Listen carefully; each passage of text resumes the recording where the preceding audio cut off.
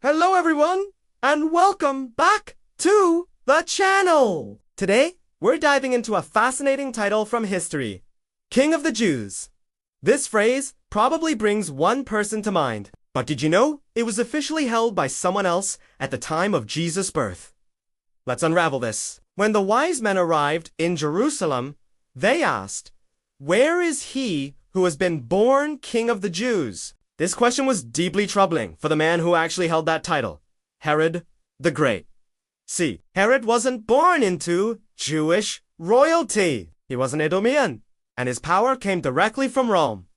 In 40 BC, the Roman Senate declared him King of the Jews to secure their interests in the region. He was a political appointee, a client king for a foreign empire. Herod was known for his massive building projects, like the expansion of the Second Temple in Jerusalem. He was a powerful and often ruthless ruler, obsessed with maintaining his throne. So when he heard whispers of a newborn king, a king prophesied in Jewish scripture, he saw a direct threat to his reign and his dynasty. This wasn't just a political rival. This was a challenge to his very legitimacy. The Jewish people, for centuries, had been waiting for a Messiah, a descendant of King David, who would restore Israel's sovereignty and rule with justice. This prophesied king was the true king of the Jews in their hearts and hopes, a spiritual and national leader sent from God, not from Rome. So you have this incredible contrast.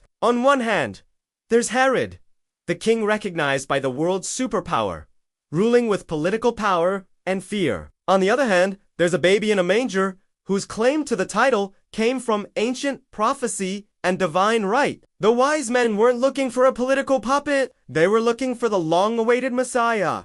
Decades later, this very title would be mockingly nailed above Jesus on the cross by Roman soldiers. Jesus of Nazareth, the King of the Jews. For them, it was an insult. But for followers of Jesus, it was the ultimate confirmation. His kingdom wasn't built with stones and political deals like Herod's.